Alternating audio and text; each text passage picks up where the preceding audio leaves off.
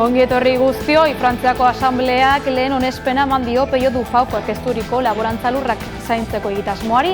Euskal Herria baiko diputatu Peio Dufauko aurkezturiko laborantzalurren atxikitzeko lege egitasmoari behin-behineko onespena eman zion bart Frantziar Asamblea Nazionalak. Salmenta espekulatiboak eragoztea du helburu egitasmoak.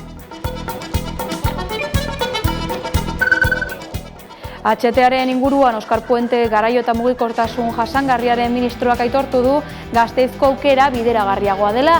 Puentek esan duenez bideragarritasun funtzionalari eta ustiapenari buruzko azterlanaren arabera Gasteizko konexioa bideragarriagoa da ustiapenaren gaitasunari eta fidagarritasunari dagokionez. Hala ere ez du ezkio itsasoko konexioa baztertu. Fiskaltzak 10 hilabeteko kartzela zigor askatu du otsailaren 23an Gasteizen gazte bat hiltzeagatik behin-behineko espetxean dagoen diskotekako atezainarentzat beste kasu batengatik.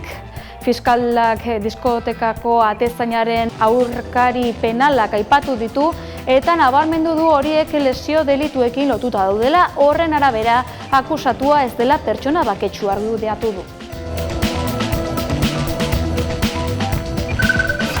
Lehen sektorean, nekazaritza, arrantza eta elikadura ministerioak 2025ko antxoa arrantzuaren kudeaketari buruzko akordio bat iragarri du.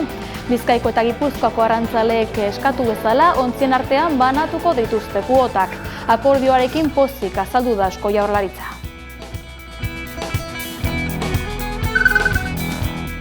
Apirilaren 5ean Hego Euskal Herriko hiriburuetan mobilizazioak egingo dituztela iragarri dute pentsiodunek. Euskal Herriko pentsiodunen mugimenduak egin du deialdia langile eta pentsiodun guztiei bizi baldintza duinak izatea bermatuko dieten soldata eta pentsio nahikoak aldarrikatzeko.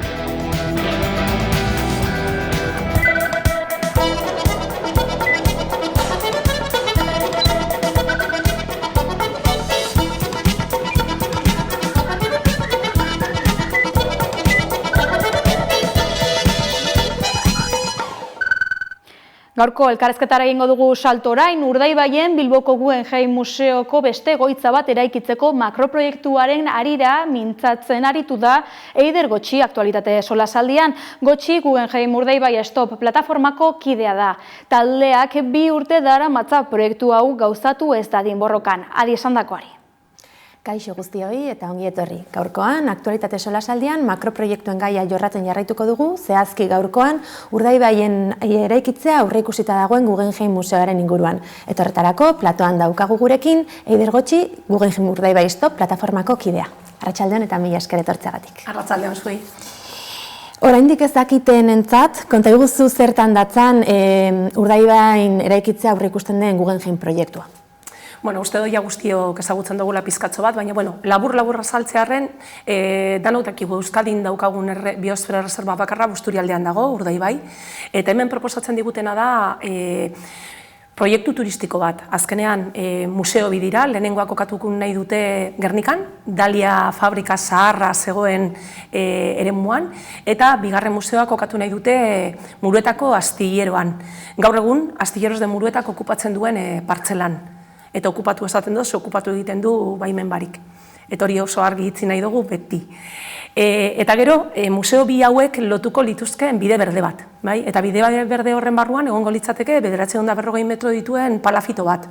Eta palafitoaren ezaugarria zeintzu dira, lurretik 3 metrotako altuera baten egongo litzateke eta 2,20 metrotako zabalera bat edukiko leuke.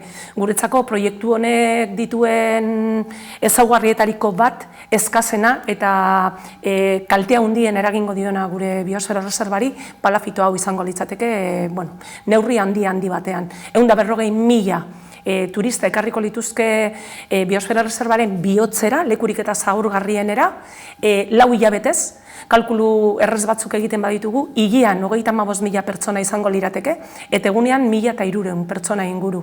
Pentsatu behar duguna da, Muruetak 300 pertsona ditula, biztanle ditula, eta jasoko lituzke egunero 1.300 biztanle. Bilborekin konparatzen badugu, Bilbok 300.000 biztanle ditu, eta urtean 1.300.000 turista jasotzen ditu. Kalkulatu, gauza bera gertatuko litzatekela Muruetan, baina egunero.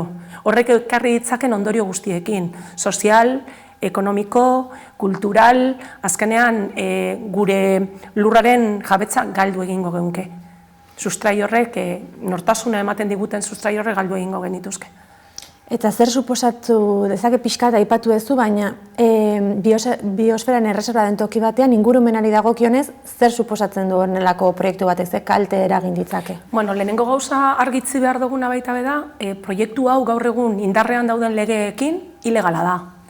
Gaur egun eduki dugu 1998ko kosta legea, eta kosta lege honek astilleroaren inguru horretan 100 metrotako jabaritza babes bat zeukan, ezta? Eta horrek esaten eban, estuarioa amaitzen zan lekutik, ura amaitzen zan lekutik, 100 metro atzeruntz ezin zala eraiki.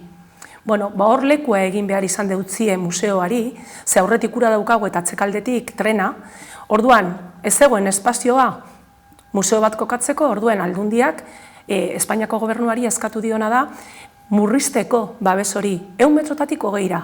Eta adibidez, lege hori kosta legea jauzi egin da, eta momentu honetan babesa gelditu da 20 metrotan bakarrik.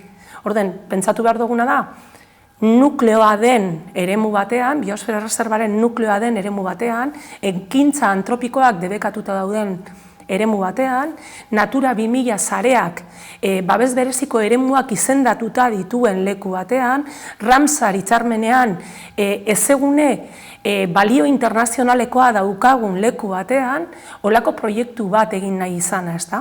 Orduan, legeak proiektura moldatu dituzte, proiektua legeetara moldatu beharrean. Hala ere, Imanol Pradales lehendakariak, orain lehendakari aldaketa izan genuenetik lehengo urtean, duela hilabete batzuk, edo lehengo hilabetean, aipatu zuen berari gustatuko litzaiokeela proiektua inauguratzea, bere legegintzaldi honetan, beraz? Bai, horrela esan zuen. Hori da guretzako kontra esan bat, ezta? Imanol Pradalesen aurretik eduki genduen lehendakariak, hori, urtarrilaren 22an 2024an, ez da oindala 5 urte, oindala gutxi. Esan zuen, berak proiektu hau ez zuela ezagutzen, ez proiektua zertan datzan, ez da proiektuaren inguruan egindan kudeaketa. Hori, Urkulluk egindako adierazpen bat da. Hortik aurrera esan zuen, urtebiko epe bat emango zitzaiola proiektu honi, hausnarketa bat egiteko, bideragarria den hausnartzeko. Zerekin aurkitu gara? Urkullu historia da, eta oin Pradales daukagu lehendakari bezala.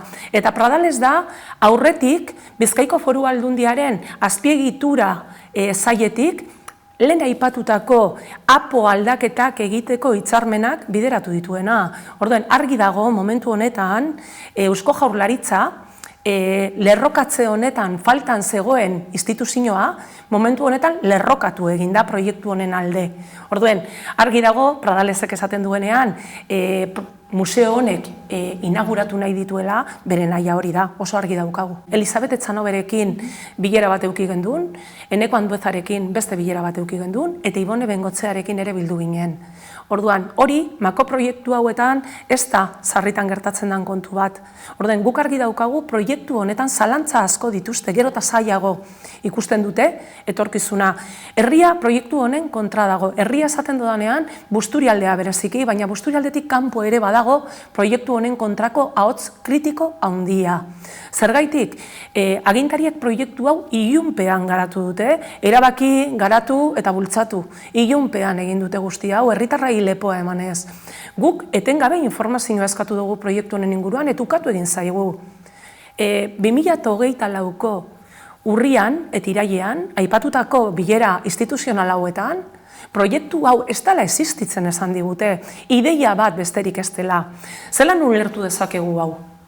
Gaur egun, ontze, zelan ulertu dezakegu hau? Bilboko Guggenheim Museoaren webgunean, proiektu honen inguruan, zintzilikatuta bideo bat badaukagu. Eta bideo horrek argi esaten dau. Urdaibaien egin nahi den zabalpenaren, handipenaren informazioa, proiektua ezagutu nahi badozu klikatu hemen. Guretzako hori oso larria da. Diru publiko zeuneko egunean ordainduko den proiektu bat, instituzioek ez dutela ezagutzen esan digute, ideia bat besterik ez dela, oraindik ez dute publiko egin, eta museo pribatu batek, bere webgunean zintzilikatuta dauka, badiraia 3 aste.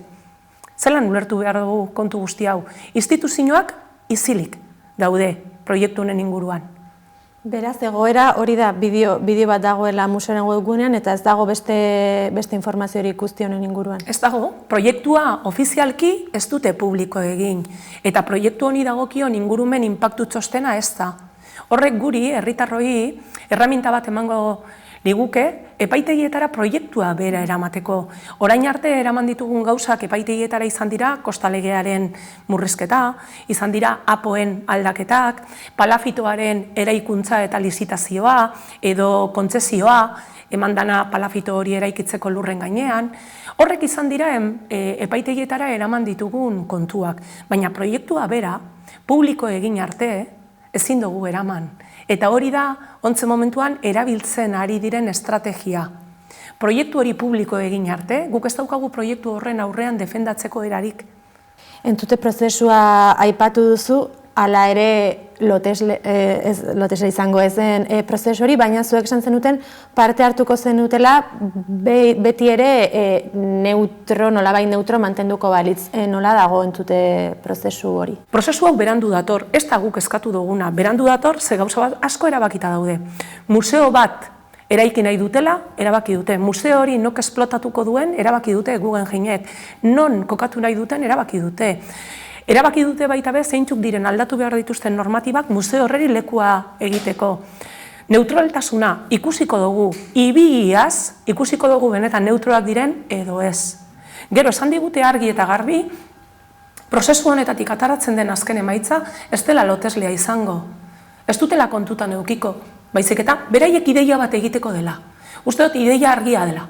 Urriaren 19an, Gernikan entzun nahi izan duenak, entzuteko aukere eukizuen. Jendeak oso argi esan zuen, Busturialdek ez du museorik behar, beste behar asko ditu, baina museorik ez. Eta hori da daukagun egoera. Alandabe, jakinik, ALC zer den, noren eskutik datorren, zeintzuk diren beraien helburuak, prozesu guzti honek irauten dagoen bitartean, ez dituztela administrazioetan ematen ari diren urratsak geldituko, alandabe, erabaki dugu prozesu honetan parte hartzea. Herritarra gonbidatu dituzte, eta gu ere herritarrak gara, herritarren ordezkaria gara, herritarrek agindu argi bat eman digute, eta da, prozesu honetan argi ustea, proiektu honen kontra gaudela. Eta hori izango da guk hemen egingo duguna, hor jarriko dugu indar guztia. Hemen egiten diren elkarrizketetan, argi ustea, zein den gure iritzia, eta dokumentatu dezatela. Ze kalean esan dugu, baina badirudi ez dutela dokumentatu dezatela. Beraien jokua da, joku horretan jokatuko dugu, beti bezurtzi handiarekin, eta momenturen baten ikusten badugu prozesu hau instrumentalizatu egiten dela, prozesutik irten egingo ginateke eta salatu egingo geunke, dudabarik. Gaineraz, Bilboko Guggenheim Museoa zuzendaritza aldaketa trantsizio horretan dabil, ez dakit Miren Arzalluz izango den zuzendari berriarekin, harremanen bat, kontakturen bat izan dezuten, edo nola dagoen kontu hori? Ez, zain gaude. Miren Arzalluzek apirilaren batean hartuko dugu bere kargua, eta orduan prest daukagu, eta bilera bat eskatuko zaio, beste guztiekin egin dugun bezala.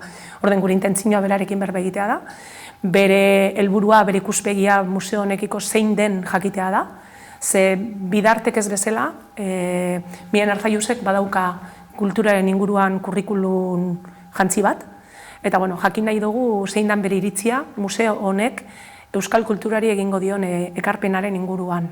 Orduan hori berarekin hitz egitea gustatuko litzaiguke, baina kargu hartzearen zain gaude. Aste honetan, Imanol Pradales lehendakari Amerikako Estatu Batuetan dabil, bere lehen bisita ofizialen bertan, eta aipatu duzun Guggenheim fundazioarekin elkartuko da aste azken honetan. Zer irten daiteke bilera horretatik? Guk badakigu biak joan dira, bai Pradales eta baita Elizabeth Etxanobe. Orduan guk egin duguna da, guri dagokiguna, guk gure plataformaren izenean eskutitz bat bialdu dugu, eskuz eramango dute asteazkenean bertan, entregatua izango da museoan, eta eskutitz horretan argi izten dugu, zein dan gure iritzia, zein dan museo horien kaltea gure ingurumenarentzako eta gure gizartearentzako, gure herriaren etorkizunarentzako, eta gonbidatu egiten dugu bertako arduraduna, bertan egongo diren Pradales eta Etxanoberi benetako egoerari buruz galdetzera. Zeguk ez dakigu benetan, zer dan hemendik transmititzen zaiena Estatu Batuetako ordezkariei. Benetan transmititzen zaie gizartea proiektu honen kontra dagola? Edo dana ondo doala esaten zaie bitartean legeak moldatuz eta plan urbanistiko horiek moldatzen dabiltzan bitartean. Orden, guk gonbidatu egiten ditugu, bertan egongo direnez, galdetu, zein den benetan proiektu honek gizartean sortu duen, piztu duen sua. Eta hori galdetzera gonbidatu ditugu. Espero dezagun, eskutitz hori irakurtzea, eta han egongo diren biei galdera hori egitea. Eta etorkizunari begira, zein da argazkiaz, edo epe laburrera aurreikusi duzu ekintza berezirik gauzatzea? Bai, guk momentu honetan kanpaina berezi bat jarriko dugu martxan, astelehenean hasiko gara. Kanpaina hori Busturialdea entzuteko eta aktibatzeko kanpaina izango da, ze guk bai entzungo dugu Busturialdea, aktiboki, eta horretarako herriz herri hitzaldiak antolatu ditugu. Busturialdeko herri guztietan egongo gara, guztietan, eta hitzaldi horietan herritarrek duten pertzepzioa azkenengo ekintza guzti hauen inguruan ezagutu nahi dugu, eta gure informazioa beraiekin partekatu. Orduan, guzti hori egingo dugu herriz herri. Baita be, herri guztietan, etxe guztietan, beraien busoietan, jasoko dute guk bidalitako informazio bat, esku horri bat. Orden, informazio hori guretzako oso garrantzitsua da, ze gonbidatu egiten ditugu herritarrak, entzute prozesuan parte hartzera, eta entzute prozesu horretan beraien iritzi kritiko hori argi ustera. Eta noiz jarriko duzute martxan ekimen hau, eta zenbat iraungo du? Ekimen hau datorren astelehenean hasiko da. Ilak 17. 17an hasiko da. Foruan hasiko dugu, Murueta eta Foruko herritarrak hitzaldi bat edukiko dute bertan. Urrengo aste bietan, 17ko astean eta 24ko astean, edukiko ditugu gutxi gora bera 8 hitzaldi. Ajangiz, Ea, Bermeo, Mundaka, Foru, Murueta, herri guztietan egoten saiatuko gara, maiatzaren lehenengo astean amaitzeko intentzioarekin. Eta hori izango da guk ontze, egingo dugun ekintzariketan nabarmenena. Gero egongo dira gauza puntualak, ze Bilbao zikloturista lasterketa be, hemendi pasatzen da, orduen hortze be gure presentzia egongo da, itzulian ere Gernikan amaitzen da, gure presentzia hortze egongo da, Miren Arzaiuzek kargu hartzen duenean ere gure presentzia antze egongo da. Eta gauza guzti horietaz aparte, berezia izango litzateke hitzaldi hauek martxan jartzea, eta gero herri sare bat antolatzen ari gara, herri bakoitzetik arduradun bi ditugu, herri sare hori martxan jarri eta aktibatzeko helburu bakarrarekin. Gure helburua Urdaibai Biosfera Erreserba babestea da. Eta herri sare horren helburua hori izango da. Hortxe bertan, herritarrentzako informazio berria. Gotxi mila esker gurekin itzateagatik. Zuei ahotsa ematearren.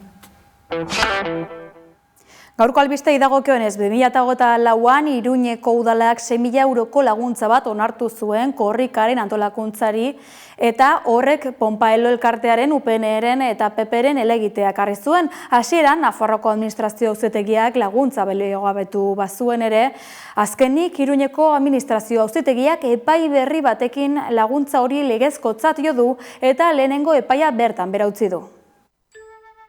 Iruñeko udalak 2024ko korrikari emandako 6.000 euroko laguntza legezkoa dela berretsi du epai judizial batek.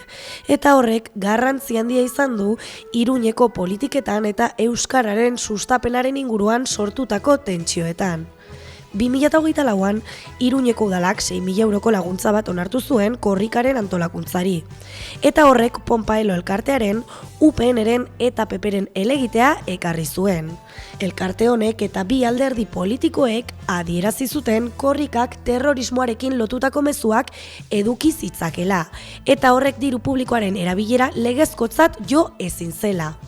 Hasieran Nafarroko administrazio auzitegiak laguntza baliogabetu zuen, baina azkenik Iruñeko administrazio auzitegiak epai berri batekin laguntza hori legezkotzat jo du eta lehenengo epaia bertan bera utzi du. EH Bilduk ospatu du epaiaren ondorioz udalaren kudeak eta legezkoa eta gardena dela berresten dela. Alderdiak kritikatu du UPN eta PPek auzia eraso politiko gisa erabili izana. Bi zinegotziren dimisioa eskatu zuten eta orain euren akusazioetan atzera egin beharko dutela eta udalak korrikaren parte hartzea legearen arabera izan zela onartu beharko dutela adierazi du. Gainera, EH Bilduk nabarmendu du beste udaltaldeek euskararen normalizazioaren aldeko apustuak egiten dituzten bitartean, UPN eta PPren diskurtsoak euskararen aurkakoak direla. Hortaz, Iruñeko udalak eta EH Bilduk euskararen sustapena jarraitzeko konpromisoa adierazi dute UPN eta PPren posizioen aurrean.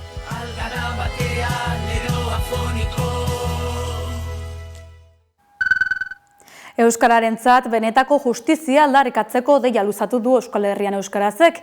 Euskal Herrian Euskarazek deituta Euskararentzat eta Euskaldunontzat justizia aldarrikatzeko helburuarekin Baionako Justizia Jauregiaren atarian bildu dira euskalgintzako eragile nagusietako eta sindikatutako ordezkariak.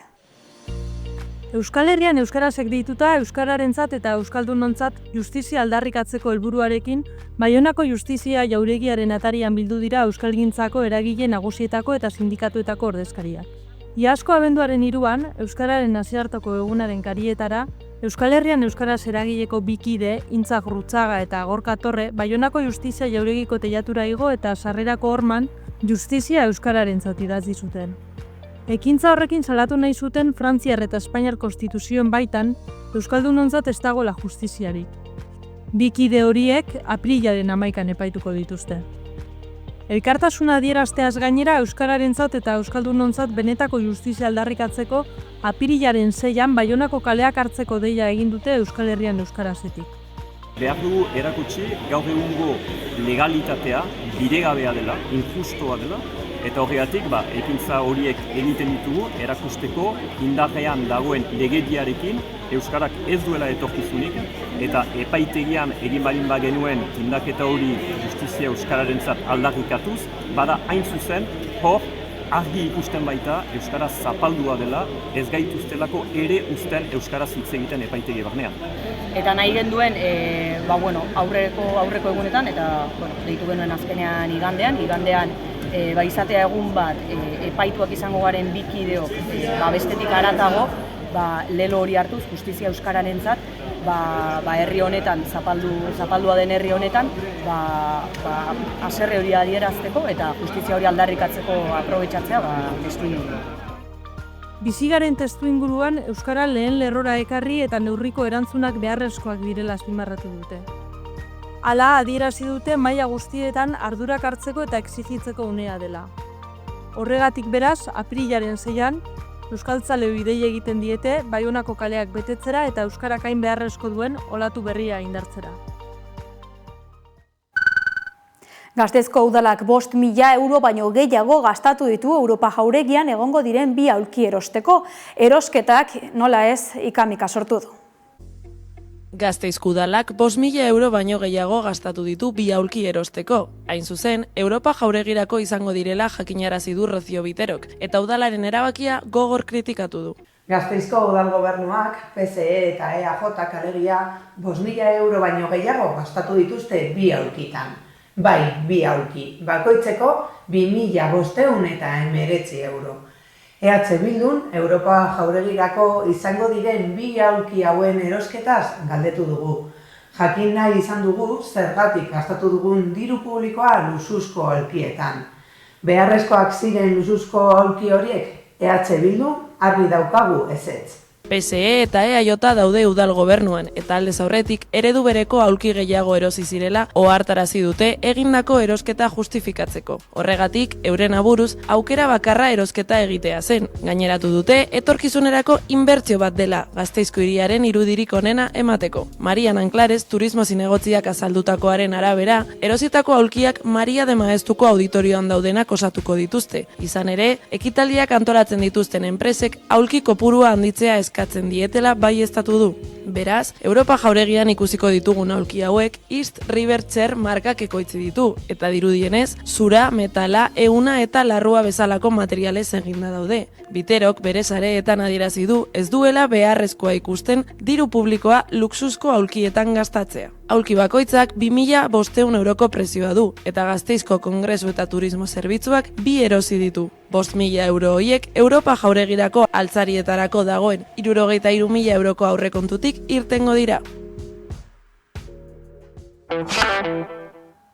Donostiako Tabakaleraren 10. urteurrenaren eta zientzia eta teknologia kuantikoen nazioarteko urtearen esparruan, kultura garaikidearen zentroak ikuspegi kuantikoak erakusketa ikusgai du unibertso kuantikoak dituen aukera ugariak jardunbide artistiko garaikideen bidez arakatzen dituen erakusketa nazioarteko artista ezagunen lanak bildu dituzte esaterako Jaione Kanbordaren edota Abelardo Gil Fournierren obrak. Tabakalerak fisika kuantikoari heldu dio ikuspegi artistikotik nazioartean bide egiten ari diren 11 artisten obrak bildu dituzte ikuspegi kuantikoak erakusketan eta divulgaziorako espazio ere bada. Unibertso kuantikoak dituen aukera ugariak jardunbide artistiko garaikideen bidez arakatzen ditu erakusketak. Fisika kuantikoaren oinarriek hala nola zehazgabetasunak, probabilitateak eta ziurgabetasunak arte garaikidean adierazpen eta hausnarketarako forma berritzaileak nola inspiratzen dituen ikertzen du. Nazioarteko lankidetzaren emaitza da CERN ikerketa zentroak, Donostia International Physics Center ikerketa zentroak eta Tabakalerak elkarlanean egin baitute, Monika Bello komisariatuta. Artista ezagunen lanak bildu ditu ikuspegi kuantikoak erakusketan. Esaterako Jaione Kanbordarena 2023ko Donostia Zinemaldian urrezko maskorraren irabazlea edota Abelardo Gil Fournierren obra. Fisika kuantikoari eta horrek arte garaikidean duen eraginari buruzko ezagutza eta ikuspegiak lantzeko erakusketarekin batera Tabakalerak bitartekaritza programa publiko zabala diseinatu du. Eta horretan biltzen dira bisita solasaldiak, artistekin, zientzialariekin eta kuantikaren eremuko adituekin hitzaldiak eta mahai inguruak, zinema proiekzioak, erakusketan parte hartzen duten artistek eurek zuzendutako lantegiak eta publiko guztiei zuzendutako hezkuntza jarduerak. Hor martxoaren 12an zirkulu kuantikoa izeneko mahai inguru formatuko topaketa bat egingo da teoria kuantikoaren inguruko diziplinarteko topaketa dena. Martxoaren 13an berriz artearen inguruko eztabaida eta ideia berriak aktibatzeko arte makina izeneko ikastaro antolatu dute. Martxoaren 15an bestalde Jon Uriarte artista, idazle eta hezitzailearen bisita gidatua izango da ikuspegi kuantikoak erakusketa lehen eskutik ezagutzeko. Erakusketa datorren ekainera bitarte izango da ikusgai. Donostian itxi ondoren Basileara eta Indobenera joango da. Era berean erakusketaren zati batetaren jarduera eta bitartekaritza programa Euskal Autonomia Erkidegoko erreferentziazko beste egune batzutara eramango dira. Hala nola Gasteizera edota Bilboko Guggenheim Museora eta Azkuna Zentrora.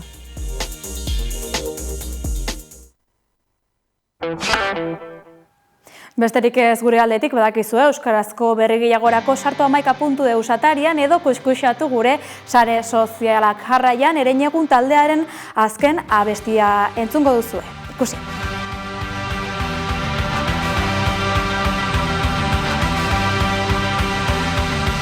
Plastikozko basamortu baten zulo denak nekez ureztatzen dituztenak ez dira jabetzen ez dagola denbora nahikoa eta orain berriz argia piztu da, oasi bat nahiaren isla da, ikurdenek badute zentzua, baina ez dakit nora hostia noa.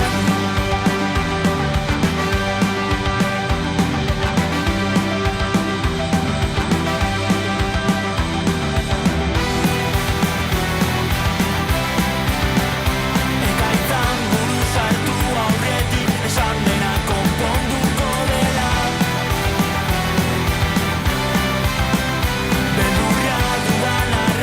Sartako sentitzen baina ez horrela.